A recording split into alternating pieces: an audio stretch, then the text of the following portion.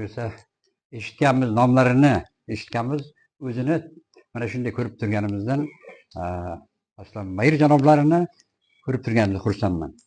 Men baxtli insonman, sababi Abdulla O'zbekiston xalq shoiri Abdulla Oripov bilan birga ishlash vaqtiga, Erkin Vohidov bilan birga ishlash vaqtiga, Muhammad Yusuf bilan birga ishlash vaqtiga, O'zbekiston xalq yozuvchilari Tohir Malik, O'tkir Hoshimov bilan birga ishlash vaqtiga muyassar bo'lgan insonlardan biriman.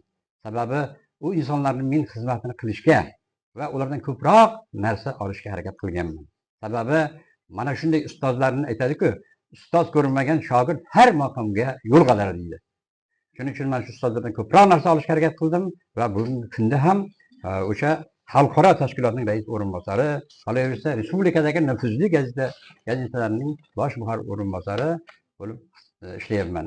Men demoqchimanki, sizlar baxtli insonsizlar, sababi shuncha O'zbekistonda mana 37 millionga yaqin aholimiz bor.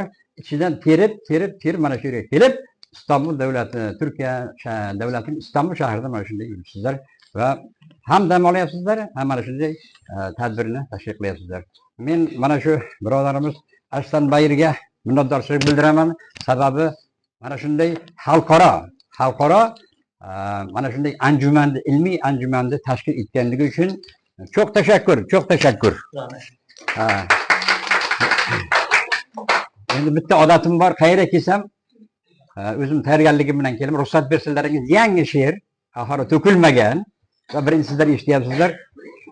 Do'stlar, tek bir ağacın iki dali, biri O'zbek, biri Turk. Qadamlaringda akan, damirlaringda akan kan, tek bir halkin ruhudur.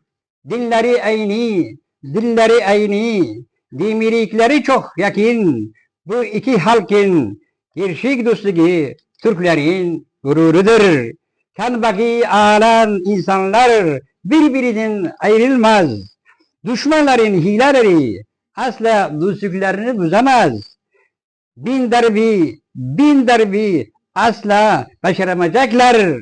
Bu iki halkın dostluğu gerçeğin bağlaydı. Allah'ın ruhudur, lütfudur. Katta rahmat, sog' omon bo'lingizlar, ishlaringizlar bosh. Mana shu Aslan Mayir aytgandek, bu yerda ko'pchilik ijodkorlar o'tiribdi. Shifokor ham ijodkor. Qolaversa, tabib ham ijodkor. Qolaversa, hamma o'z sohasining ijodkori. Mana kecha bizlar turadi, suhbatlashdik. Qancha kitob bo'lsa chiqaraman deyapti.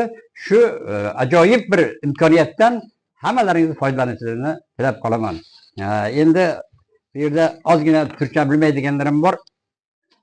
Şu O'zbekchasini o'qib berayin. Do'stlik. Bir daraxtning ikki shoxi, biri O'zbek, biri Turk. Tomirlarida oqqan qonlar bir elatning sururidir. Dini birdir, tili birdir. Urf odati juda yaqin. Bu ikki xalq chin do'stligi turkiylarning g'ururidir. Qon qarindosh bo'lgan elat bir-biridan ayro bo'lmaz. G'animlarning hiylalari do'stligini hech buzolmaz. Ming urinsin, ming chiransin, qo'llaridan aslo kelmez. Bu iki xalq chin do'stligi Allohimning inoyatidir. Katta rahmat.